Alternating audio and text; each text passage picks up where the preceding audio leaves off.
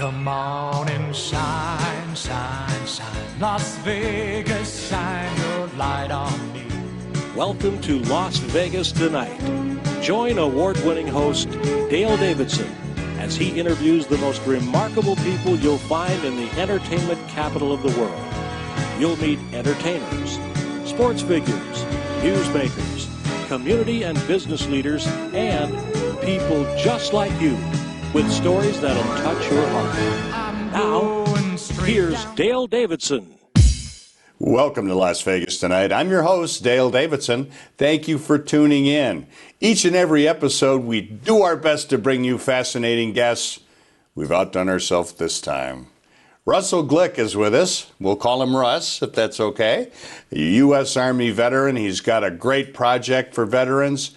He's an Iraq war hero and a great family man. We're going to get into all of that. Russ, thanks for coming on the show. Thank you. Yeah, we appreciate it. Tell us a little bit about your backstory. Where'd you grow up? Well, I grew up in Phoenix, Arizona. Okay. When I was young, my parents separated, and we lived with my grandparents for a short time. Okay. And then my mom got remarried. So that's kind of a reason why I joined the military, because that involved a lot of poverty and drug use. We were homeless for a while, but Wow. when I was about 24, after being the sole supporter of the family, I think probably for a couple of years, I decided I had to get out. And so I joined the Army. Okay. I was in the Army for 10 years as a combat engineer. They're the IED hunters, the ones who look for the things that nobody wants to find. Wow. Yeah. Wow. So doing that job is, when we were there, because we were there in the early 2000s, 2004, 2005, so kind of in the middle. But at the time, they didn't really have an IED plan. Okay. And so as combat engineers, we were looking for weapons caches. Okay. And then they said, well, wait a minute, your job's mobility. You have to get us, mobility on these roads. So they switched us in the middle of our deployment to doing early route clearance. Oh, jeez. And route sanitation, which is basically where we look for IEDs and we clean trash, cars, junk, anything off the side of the road so that The there's no vehicles place can to move. hide them. Oh, Right. I see. Okay. And so Okay. nowadays they have these giant up armored vehicles that have, these huge fans that blow all the trash away, and Oh, I see. they have big arms that they can poke things with so that, they don't have to be out there. When I was there, we had it's called an APC. It's basically a metal box on tank tracks. Oh, okay. And it didn't have any of that stuff, so we would get out of it and walk down the side of the road with mine Lord. detectors, looking for things that Lord. would blow vehicles up. So, Yeah. and then we did sanitation with an ACE, which is basically an armored bulldozer. So, Wow. and then so I did that for 10 years. You were deployed multiple times? I was only deployed the one time. Okay. During the time I was deployed, I probably shouldn't have been deployed because I already had a bad knee. Oh, I see. But I did anyways. And the experiences and I had the shock waves of explosions. You were that close. Well, I was the gunner for the APC, and so Okay. when an IED went off, it would usually go off on, they would try and set it off at the beginning part to separate the tracks so that we would run off of them. They kind of had plans for specific things. And there was numerous times where, because we had we call it a chicken shield. Basically, the turret of the gun had this armored, kind of diamond-shaped, circular thing that was metal and would protect us from shrapnel and, and gunshots. But the problem with it being metal is when the shock wave of an explosion hits you, you get slammed into the metal framework of the shield. Wow. So that happened a couple times. I've had an IED go off pretty close on the ground when we were doing the part of a route sanitation thing. And then one of a good friend of mine, we lost a couple people from my battalion. A really good friend who, on the mission that we were doing, his job basically was to ensure we had a safe route. But he violated one of the most basic rules that we learn, and that's don't ever take the same way back that you take out. Oh, really? Because as soon as you leave, they see which way you go and they put an IED there. Oh, I see. And that's so they're watching you. right. And so that's what they think happened. They think that's what they thought happened. The locals said it was a RPG, but that was not Rocket-propelled grenade. Right, Yeah. rocket-propelled grenade. But that's not, so anyways, I lost a really good friend, and it was kind of a horrible situation.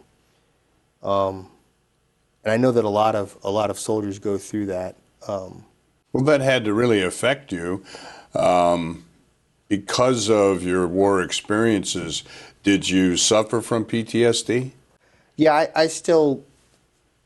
I can say that with time in my family, I've gotten a little better at recognizing it, but a lot of people don't even know their symptoms, I don't think. Oh, really? It's like, Yeah. I never realized how angry I sounded when I talked a lot of times. Oh, okay. I just didn't think about it. Yeah. And then just having my wife with me was like looking at her, looking at me when I'm talking, and I'm like, am I talking angry? And she goes, yeah. And I'm like, oh. Tone of voice kind of thing? Yeah, it's just... Kathleen is her name, Kathy. Yeah. And how long you guys been married? 13 years. 13 years. And you have how many kids? Well, we actually have no kids together. Okay. All of our kids are kind of blended family. All right. She has 4, I have 2, so it's 6. Right. We have 6 kids, and they're all great. Some have problems, but I mean, in a family that big, any little problem can escalate quickly. Yeah, I'm familiar, believe me. So I know you're trying to help veterans. You're doing everything you can. Was it your personal experiences that caused you to want to do the Veteran Dream Farm? Well, yes and no. Originally, me and my brother, his friend Carmen, and my friend, his name's Kevin, we always, when we got back, we talked about finding land somewhere out in the middle of nowhere and building a moat and growing our own food, and just kind of isolating ourselves from the rest of society. Yeah. And a lot of that comes from PTSD, and I mean, my brother served, his friend Carmen served, and so we all have forms of it. Mm-hmm. Because everybody's is different depending on them and their situation. But I was actually in church, and I had been thinking about the whole veteran issues, and because I'm involved in a lot of veteran pages on Facebook, and I worked at a college when I first got out of the Army. Oh, you did? Okay. I was a VA representative. Basically, I helped people get classes in college. Oh, okay. And I saw a lot of the problems there. I got involved. I was the veteran club president. We did a lot of different things, but I never seemed to get done what I wanted to. Really? I wanted to do something that would actually help. So, fast forward 8 years, and I was at church, and our pastor was talking about what is your holy discontent? Basically, what about society that's wrong, touches you in your soul and tells you you need to do something. And so it motivated you. Yeah. As he was preaching that, it felt like I think I had my first Holy Spirit experience there. Really? Right then and there? Right then and there. Wow. It felt like someone was downloading boxes of information into my head. Wow, that's great. Time has gone on from then. Like different things just pop up, and a lot of times it's like a weird vision. Like the last one my wife's not too happy with, but I don't know where we were at the time, but I just got a picture of the farm in my head, and it was like a dream. I was getting out of an SUV, and I was standing on a bridge that was sitting over like a wash. Okay. And I was looking around, and I saw this big weed growing out of the ground right next to the bridge, and so I went over to pick it up, and at that moment I died. I had a heart attack or something. Right. And as I was being lifted up towards heaven, I saw the farm in its entirety, completed. Wow. That's a complete vision, isn't it? Yeah. And so my wife doesn't like it because I died in it. But you're here. Yeah. Kathy's here. It's okay. But I get that. Yeah. and that kind of that really kind of solidified everything. It's like, this is going to happen. God is telling me that this is what it's going to look like. It's going to be here, and nothing's going to change that. I've actually had in the chaplain class other chaplains who had visions of the farm. Is that right? One of No coincidence there. no, he said that at work or something, and he was because he's a driver, and he was waiting for his first call to go out or whatever, and he said that he had a vision that he was at my farm, and that he saw a bunch of little houses. Okay. And he kept looking for me because he wanted to know where he could give money to. And someone told him I was in the church, and so he walked into the church and he couldn't find me, and then he woke up. And I was like, that's crazy. Yeah. That's amazing. That truly is. Yeah. Let's back up a little bit and talk about your faith. Okay. You obviously have a deep faith and follow Christ. How did you come to Christ? Well, luckily that brief time that we lived with my grandparents, the first thing they did was they took us to church. Oh, that's great. Yeah. My dad didn't go to church very often, and my mom only went with us with our grandparents a couple times, but as far as I remember. But we went to church. My grandfather was a great singer. He had this awesome opera singing voice. Really? And he would stand in front of the choir. Huh? Oh, Yeah. He would stand in front of the choir and sing, and me and my brother were actually in the choir. Oh, is that right?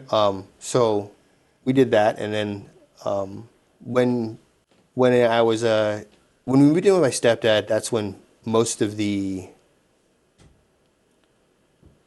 was hard to stay religious at that time. Yeah, there were negative things happening. Yeah. And there's all the negativity, and I found myself in a lot of very precarious situations, even as a teenager. Oh, yeah. That I know that God's the one who got me out of it. There you go. There's no other way. Yeah, I want to talk about those a little bit, and then how you saw God's hand in your life, because obviously you're a godly man. We need to take a brief break. Okay. And we'll be back with Russell Glick, and we're going to talk about the Veteran Dream Farm and his life. He's a fascinating guy. We'll be back with more right after this.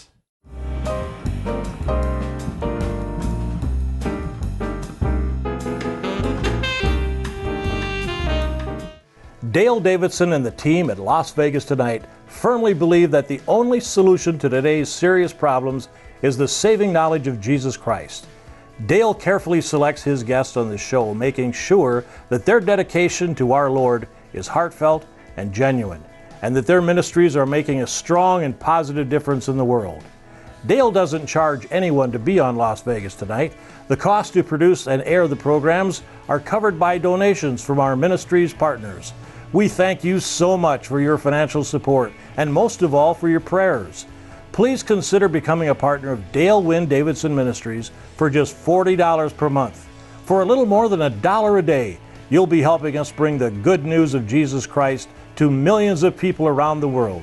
The television networks that broadcast the program reach from coast to coast in the United States, and through internet apps, cover the entire world.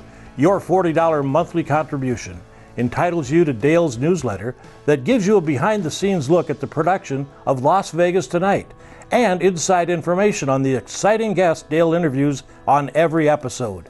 You'll also receive a copy of Dale's book, Las Vegas Tonight, From Sin City to Vegas Saints, an in-depth look at 10 of Dale's most intriguing guests, plus a very personal story of how Dale came to Christ and the challenges he faces in bringing the good news to the world. Become a partner of our ministry today by going to Dale Wynn Davidson Ministries website and clicking on the donate button, or by emailing Dale at dale@lasvegastonight.tv, or you can write him at Dale Davidson, 9030 West Sahara Avenue, Suite 255, Las Vegas, Nevada, 89117.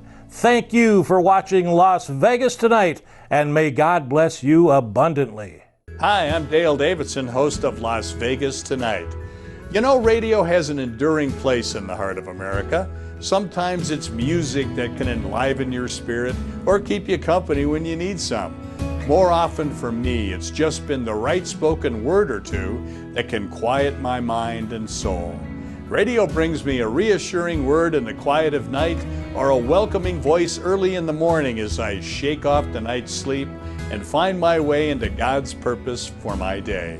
And always, I find the best radio station is the one that brings me the best news, the gospel of Jesus Christ. My favorite radio station is KKVV in Las Vegas, Nevada. It's still right where it's been for years, at 1060 on the AM dial, hovering over Sin City like a gospel airship, broadcasting the good news of the abounding love that Jesus Christ has for every single one of us. No matter who you are or where you live, you can receive God's Word via the KKVV Gospel Airship. Just go to kkvv.com and click on Listen Live. KKVV is using all the tools that God's provided them, like podcasting and video streaming and video on demand, to produce programs that lift up our fellow believers and save the lost. If you feel a calling to speak to others about Jesus Christ on your very own show, pick up the phone and call the station. They'll be happy to tell you how. Call KKVV today at 702-731-5588 or drop them an email at kkvvradio@hotmail.com. Please join me in becoming part of the KKVV family. You'll be glad you did.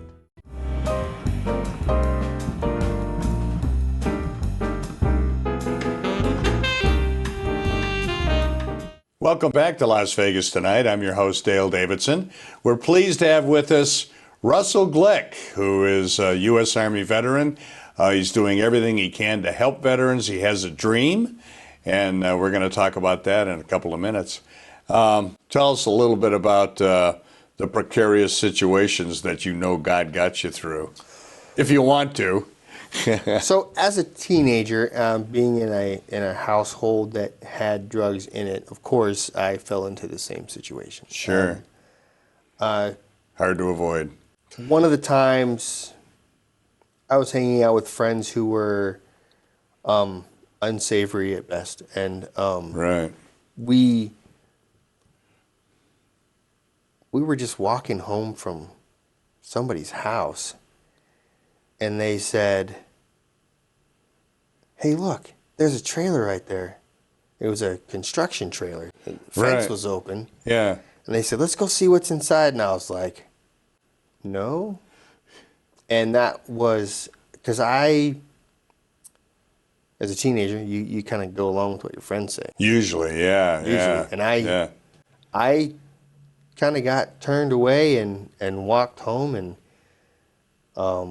the next day I found out that they'd all went to jail. Wow, they all got caught. Yeah, yeah. So you really feel the hand of the Lord was on you right then and spoke to you, in a silent kind of way and said, turn away from this. Another time was Yeah. I was hanging out with, this was probably right before I joined the Army. I was hanging out with some friends, and I was on 2 drugs, and then drinking, and then took a 3rd drug. Wow. And I thought that I was going to die that night, Yeah. but I didn't. Thank And the that Lord. was, yeah. that was crazy. I swore off that lifestyle of going out and partying and partying and partying. After that, I'm not going to say that I didn't do any drugs after that. I'm going to say that I didn't do that kind of stupidness after that. Yeah, and the Lord led you out of that gradually. Is that what happened? Well, Yeah. it was actually kind of sudden. I was sitting at home, and I had gone to school to be a veterinary assistant, and the job that I had for a year and a half, I quit, and I was going to try and work someplace else, but it wasn't working out. Yeah. And I just lost a girlfriend, and there was, I don't know, it just seemed not right. And then I went outside, and my stepdad's friend had showed up. And he was a little younger than my stepdad, so probably in his probably 35. And he had gotten arrested because of drugs for the 3rd time. They took his kids. They took him to jail.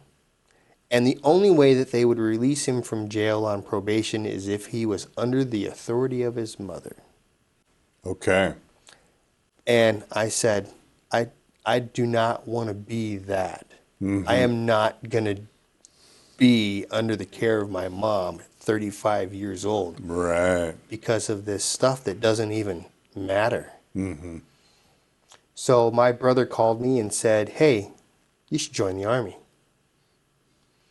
And I was like, done. Yeah. Good idea. Let's get out of this. Yeah. Yeah. And so that really totally turned your life around, didn't it? The Army saved me from probably lots of bad things. Really? And my whole family has served. I'm 3rd generation. Yeah, 4th generation Army. Right. My great-grandfather, my grandfather, my father, and me. Wow. My brother served. I have a cousin who is in the Air Force. So there's a tradition there. There's a tradition, and being in the Army, I loved it. I loved the camaraderie. I loved serving my country. Right. And I really did not want any of it to end, but sadly it had to. Yeah. Yeah. I had too many injuries to my knee and was not deployable anymore, and so they decided to med board me. Right. We were training up for another deployment when I broke my knee for the 4th time. Oh boy. So if you can't run, you really can't serve. No. Yeah. I know of other instances. Our director, William Young, had the same problem with an injury that ultimately, I think that's right, isn't it, William? Caused you to leave the Army. So thanks for serving, by the way. Let's talk about the Veteran Dream Farm. You touched on it a little bit, about how you had an amazing vision of what it looked like. What's the purpose of the Dream Farm? It's kind of multi-purpose. The idea initially stems from veteran homelessness, veteran suicide. Right. And the fact that the reason why those things happen is because veterans aren't given a good out processing. Oh, really? And they're not ready for the difference. They're not told how different it is being in a unit where, you can talk smack to somebody and they're not going to punch you in the face because it's just something that we do. Yeah. Right. You can count on the guy next to you to throw down his life for you. I mean, there's a lot of things that are there in the military that you experience that when you get out, it's like, I mean, even stability. Like when you're in the military, you know you're going to get paid. Right. You know, sometimes things happen, but I mean, most of the time, you know you're going to get paid and you know you're going to get fed. And then when you get out, it's like they say, here, this is how you write a resume, and then they drop you off at the corner. And it's not really... That's not enough. No. Yeah. So based off of that, helping veterans get out of homelessness, get out of drugs, get out of mental health crisis that there is. Yeah.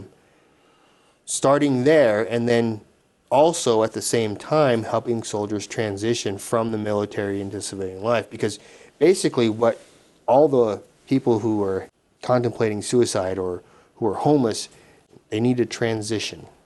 Right. So middle step. Right. They need that Okay. middle step. Okay. All right. So the Veteran Dream Farm is intended to be an actual working farm, Okay. but it's also intended to be a distance learning facility. All right. We would get someone, say, off the street. Okay. What they would do is they would go through a program that we are working with the USDA, where they would learn a farming skill. Oh, okay. They'd be trained right on site. Right. Okay. Because the USDA has... Department of Agriculture. Right. Yeah. They have classes and stuff like that, that you can attend to online, and you can do it for free. Oh, I didn't know that. Yeah, and then you can go into the farm and do the work. Okay. So that would be the first step. They would go through that program, figure out what they're going to do at the farm. Then they would only be required to actually do probably about 4 hours of work on the farm. And then the other 4 hours of the day, they would be in class. Okay. So our goals, we've partnered with the Small Business Administration. We're working on the VA, the USDA, and I know there's more organizations out there because you have veterans, a lot of veterans who have financial opportunities for college through grants. Sure. Through their... Sure. The education program is really Right. pretty good. Right. Yeah. And so if you have a large group of people, you can probably partner with a college to bring classes, through the internet to a place. Okay. Also, not everybody wants to go to college to be a businessman. Some people Right. want to just learn a great trade. Sure. So some of the biggest high-paying trades are welding, they're diesel mechanics. Right. And those are things that farms need. They need welders absolutely. to Yeah. weld fences and build greenhouse frames. Yeah. Sure. So you could have someone who's come in and teach them. They could get certified, and that's their program. So And they've got a lifelong skill there. right. So it's Okay. intended to be diverse as Okay. far as education goes. Okay. And then they also have, working on the farm is therapy. Okay. So there's the agrotherapy is a term used for a lot of different things. There's bee therapy and horse therapy, and they I've have heard their of own that, specific yeah, names, yeah. and they use that a lot. And it's just it's everything that has to do with farming. And the reason why that makes sense to me, that I feel like I've been told, is that when we were put on the earth, we were farmers. We grew our food. Sure. Right We from the worked- beginning. We worked hard. Yeah. And that's where our roots are. And if we want to rebuild ourselves, we have to get back to our roots. And so growing is the opposite of destruction. Sure. War is destruction. It's Right. chaos. Growing is order and peace and growth.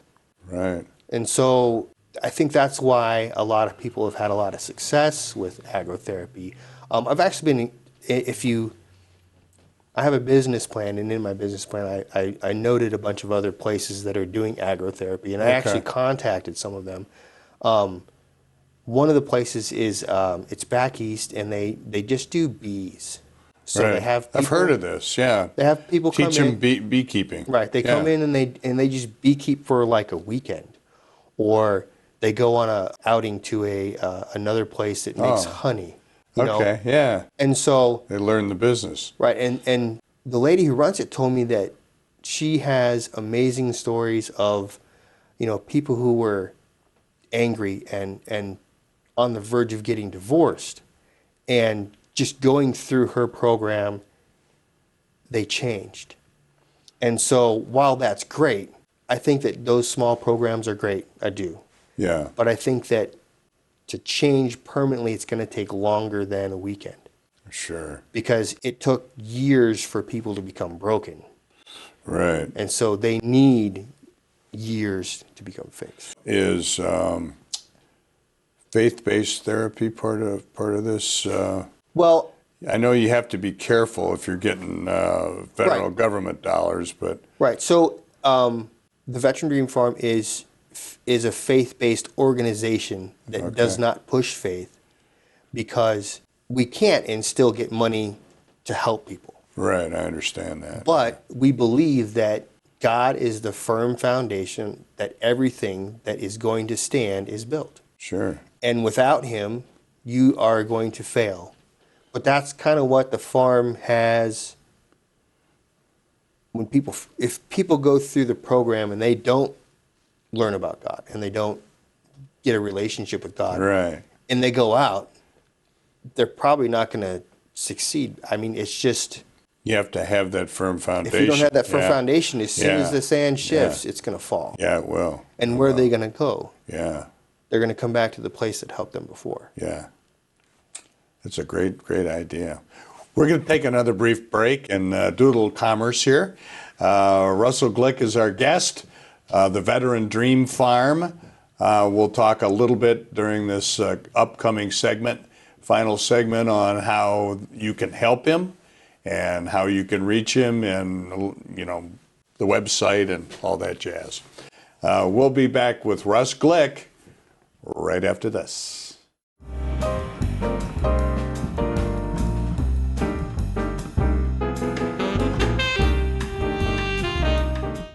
Dale Davidson and the team at Las Vegas Tonight firmly believe that the only solution to today's serious problems is the saving knowledge of Jesus Christ.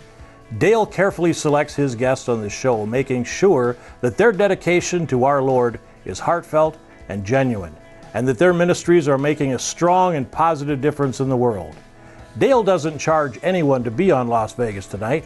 The cost to produce and air the programs are covered by donations from our ministries partners. We thank you so much for your financial support, and most of all for your prayers. Please consider becoming a partner of Dale Wynn Davidson Ministries for just $40 per month. For a little more than $1 a day, you'll be helping us bring the good news of Jesus Christ to millions of people around the world. The television networks that broadcast the program reach from coast to coast in the United States, and through internet apps cover the entire world.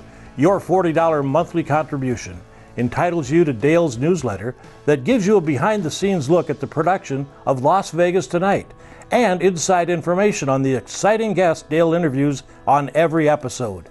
You'll also receive a copy of Dale's book, Las Vegas Tonight, From Sin City to Vegas Saints, an in-depth look at 10 of Dale's most intriguing guests, plus a very personal story of how Dale came to Christ and the challenges he faces in bringing the good news to the world. Become a partner of our ministry today by going to Dale Wynn Davidson Ministries website and clicking on the donate button, or by emailing Dale at dale@lasvegastonight.tv, or you can write him at Dale Davidson, 9030 West Sahara Avenue, Suite 255, Las Vegas, Nevada, 89117. Thank you for watching Las Vegas Tonight, and may God bless you abundantly.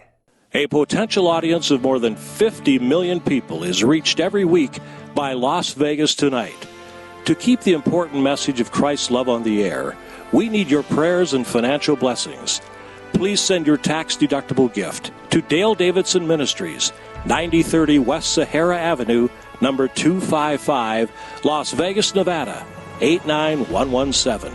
For a donation of $25 or more, we'll send you a copy of Dale Davidson's new book, Las Vegas Tonight, From Sin City to Vegas Saints. You'll love these inspiring stories of Las Vegas Christians who are changing the world. Or donate to the ministry, or order Dale's book by going to vegassaints.org. That's vegassaints.org. Or call us today at 702-480-3989. That's 480-3989. God bless you. The Lord has made it possible for our show, Las Vegas Tonight, to thrive. We've produced well over 300 episodes telling the remarkable stories of Christians who have set out to change the world for the better. It's my honor to lead this ministry. As the founder of Dale Davidson Ministries, I'm commanded to be a good steward of all the donations our partners have so generously provided to us. As you can imagine, it takes a great deal of money to keep this program on the air in the United States and around the world. Please prayerfully consider making a one-time donation or becoming a monthly partner of Dale Davidson Ministries. Just go to vegassaints.org and select Make a Donation, or send your check or money order made out to Dale Davidson Ministries, 9030 West Sahara Avenue, number 255, Las Vegas, Nevada, 89117. For more information, call 702-480-3989. Thank you, and God bless you.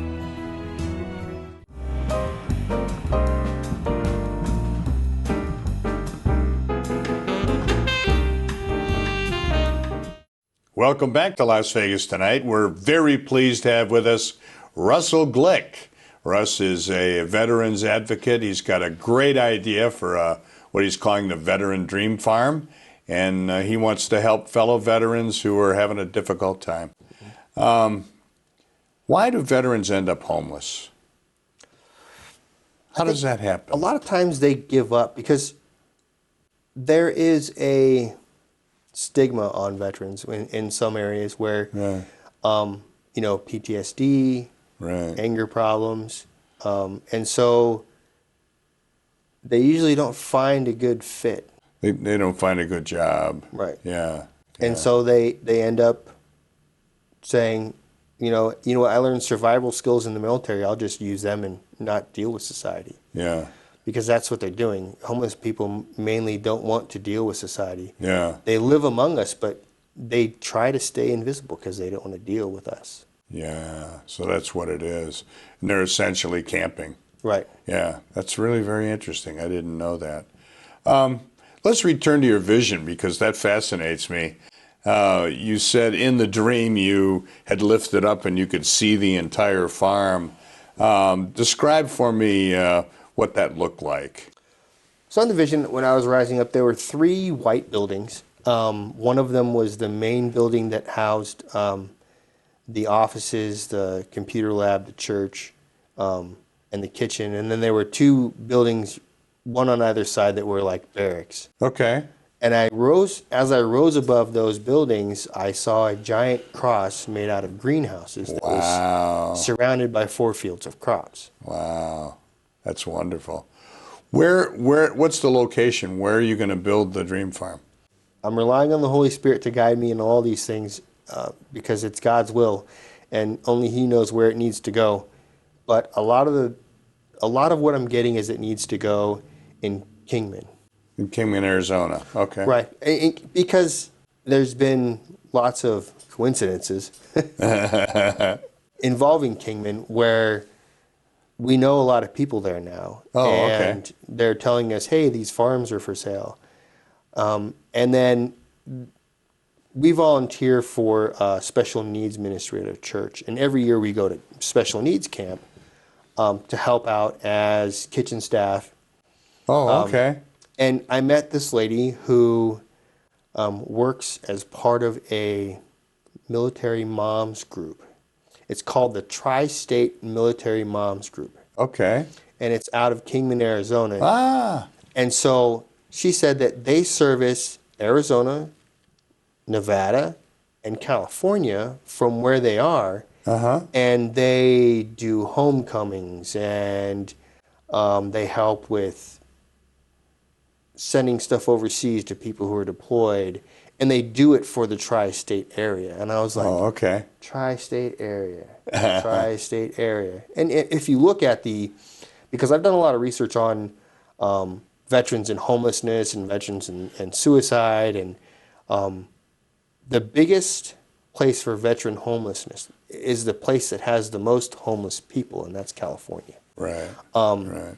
It's kind of weird because you look at 20% of the population represents 70% of the homeless, and the largest number of people who are committing suicide, that's 20% of the population. Wow, that's a lot.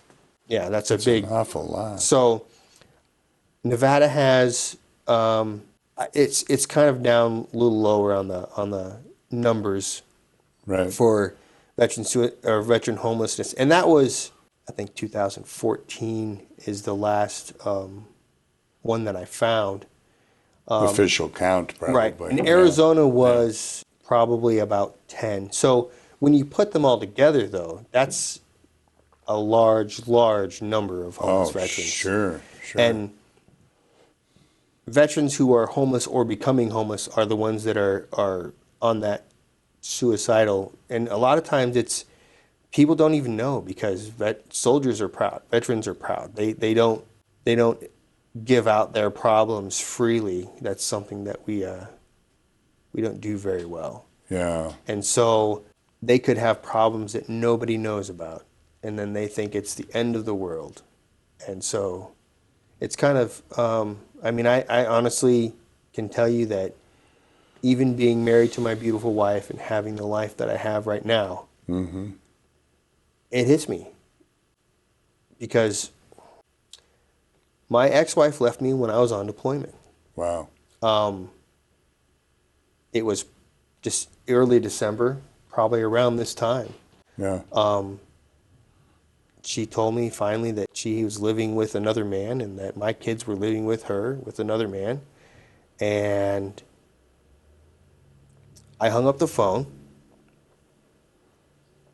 I walked back to the barracks, but I didn't go into my barracks room. I went into a KBR bathroom. It's kind of like a trailer that has bathroom stalls. Oh, okay. I sat on a toilet. I pulled out my 9mm. I cocked it and I put it in my mouth.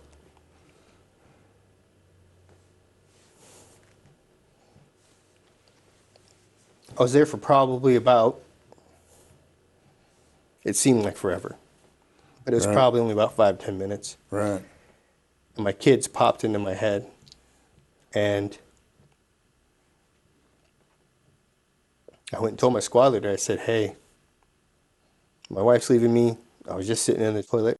Sorry, excuse my language. I was just sitting in the bathroom with my 9mm in my mouth, and I don't know what to do.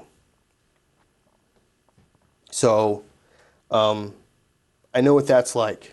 Yeah.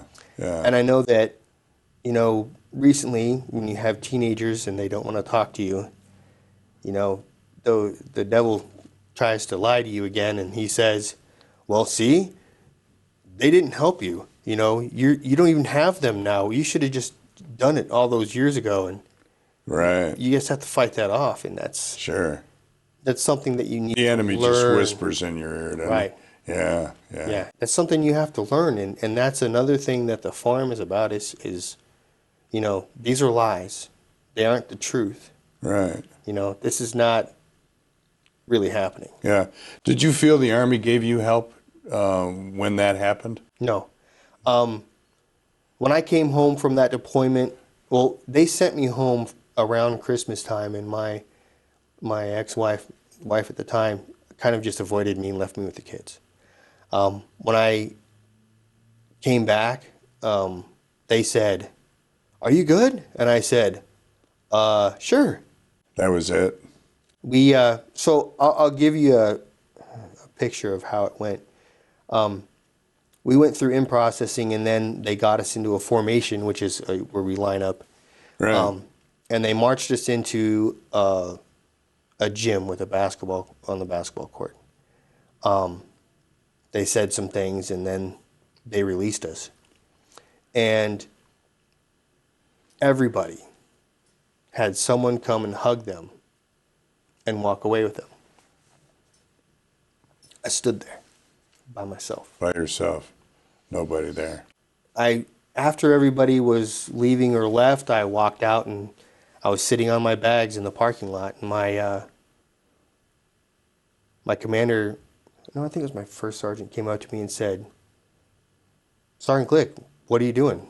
And I said, "I don't know."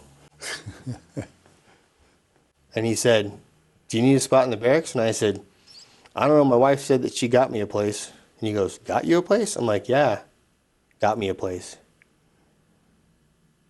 Well, as that conversation happened, she pulled up and drove me to my apartment, showed me my 1984 Honda Civic. This was in 2005, that her mom bought me because she was taking the truck that she bought with my money. And then we went up to my 2-bedroom apartment where she didn't live. And it didn't really work out from there. I had lots of drinking and kind of fell back into almost doing drugs. I didn't do drugs. I was drinking a lot. We almost got back together, and then she left me again, and I almost committed suicide again. And I was I was really drunk, and I walked home from the bar about 6 miles. I got there, and I was fully intent on doing it. And by the time I left my apartment with my shotgun in my Jeep, I decided it wasn't a good idea. So I went back up to my room or my apartment and went to sleep. And So it was a God intervention, you think? I think so. Yeah. The next morning I got arrested because my ex-mother-in-law told my ex-wife that I said I was going to go kill her when I said I was going to go kill myself. Right. And so that was a big ordeal, and I made it through. And then I met Kathy again. We were high school sweethearts. Oh, is that right? Wow. And we kind That's of... a nice story. I'll tell you about that someday. I knew right away she was going to be my wife. I just didn't know when. That's sweet. And part of, I think, what we're doing is part of why we're together, because the last time we broke up, I told God that I would do whatever He wanted me to do if I could get her back. Oh, that's great. So we got back together, and then we started going to church, and That's dropped in my wonderful. lap, yeah. And you're together, you're chaplains, right? Yes. Yeah. Tell me a little bit about being a chaplain. What's that like? So we went through a 2-year training program with lots of homework and volunteer work. We were already serving in the special needs ministry, so we were already kind of doing what chaplains do. Yeah, yeah. Chaplains just are kind of there to help take care of things. Yeah. Help people. I'm a chaplain myself. Yeah. Just whatever your needs are, because we've gone to hospitals and seen burn victims and prayed for them, and and that was a very hard thing to do. I've never had to see someone who was burnt that bad.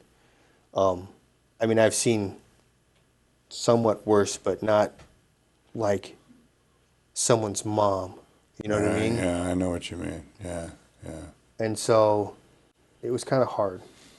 But basically we go in and do the jobs that nobody wants to do and help people that nobody wants to help, because God has told us that this is what needs to be done. Tell me about your church. So I go to, I'm just going to say the name, Dream City Church. Right, yeah. It used to be Phoenix First Assembly. Yeah, It's the great church. Big church on the hill. Great church. And they've done the Dream Center in Right. L.A. And That's kind of the because there are lots of treatment programs in Phoenix, but when you look at the Dream Centers there, they have like a 97% success rate. Wow. That's unheard of in any recovery program. Right, and they're helping people from sex trafficking to on drugs, and it's awesome what they do. And that church has grown huge. Oh, it's a big church. So they have partners all over the United States and all over the world that are opening up Dream Centers. Wow. They have the Dream Center in LA, the Dream Center in Phoenix. They have a couple of other facilities in Phoenix that house really young women who've been sex trafficked. Oh, okay. Someone who went to the Dream Center was one of Warren Jeff's ex-wives. Yes. Right. And when she recovered, This is the fundamental when she LDS church. right, Yeah. and when she recovered, a lawsuit was filed, and she was awarded his estate, his house, 10-acre compound, and she turned that over to the Dream City Church and the Dream Centers to be a Dream Center for the. I've heard this story. It's great. Yeah. Has barracks and or apartments and Right. all Yeah. kinds They of stuff. took all the rooms that used to be for his wives and they redid them all so that there's none of the evil that was there That's left in wonderful. the rooms. Yeah. What a great ministry. Yeah. Great ministry, and it's a great thing for you and your wife and your family to be involved in. Another thing that kind of clicked is, so it's up in Colorado City, which is up by the Grand Canyon. Right on the border. Yeah. Right. And Kingman is up in the north. And so in that area, they're very short on food. Our church opened a food bank there.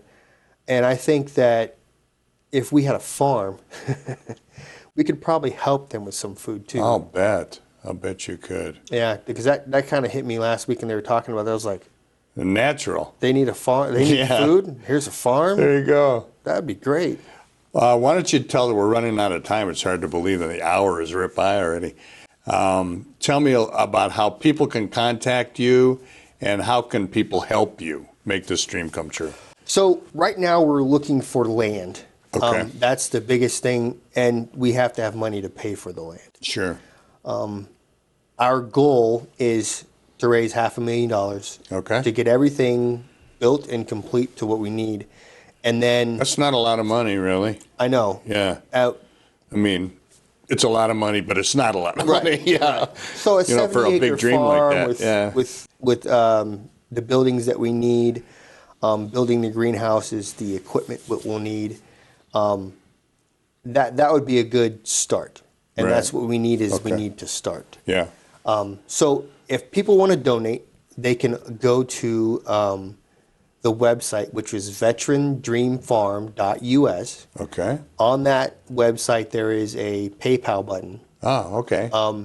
We also have a comment section. I've done a couple of videos that are on the website. I haven't really done one in a while, and I need to start. I've been the chaplain class. It was just so hectic. I didn't get to do a lot, but now I'm focusing more and a very full-time job. Right. Yeah. Yeah. So they can do that. We can also be reached at veterandreamfarm@yahoo.com. Oh, okay. And that is veteran without an S. I made that Right, mistake. right. Yeah. So veterandreamfarm.us. That's correct. And what a great vision you have. And obviously the Lord's behind it, so it's going to happen. Yeah, it's absolutely going to happen. And, I know you've been through a lot. We appreciate your openness and talking about it.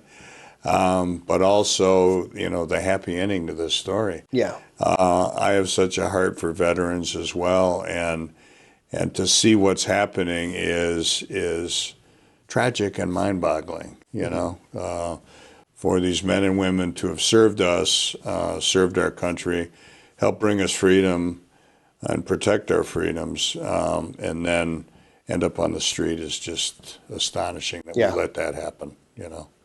So you're taking it on. God bless you for doing it. Thank you. Russell Glick, ladies and gentlemen, and please give him a hand, if you will. It's veterandreamfarm.us, and he'd be happy to contact you back and call if you have questions and you just have a load of money you don't know what to do with. We're also seeking help too, so if people have skills that they want to donate. Oh, okay. That would be great too. Great, yeah. You got a lot of construction that you're going to have to do, and what a great dream. Yeah. Thank you so much, Russell Glick. We so appreciate you watching Las Vegas Tonight, this very special episode. Please give us a call if you have any questions, concerns, or you want to help the ministry. My number is 702-480-3989. God bless you.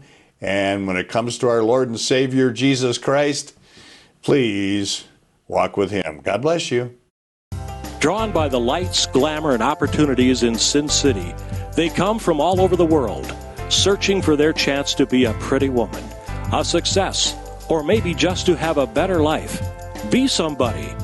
What happened after they got here is literally changing the world.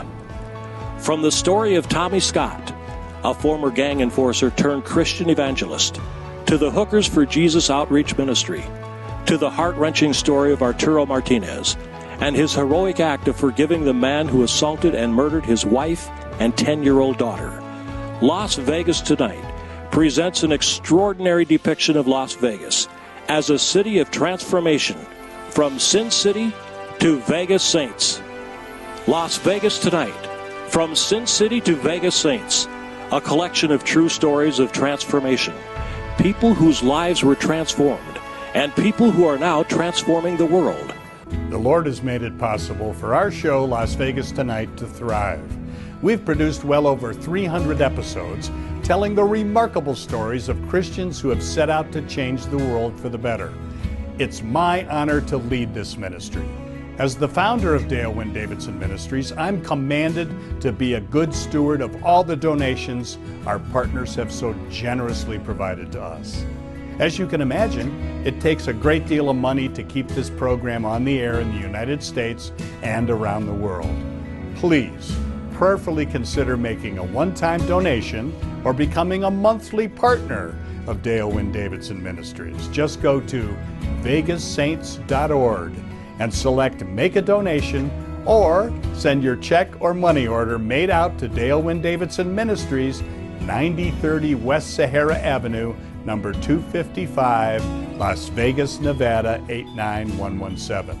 For more information, call 702-480-3989. Thank you, and God bless you. You've been watching Las Vegas Tonight with Dale Davidson.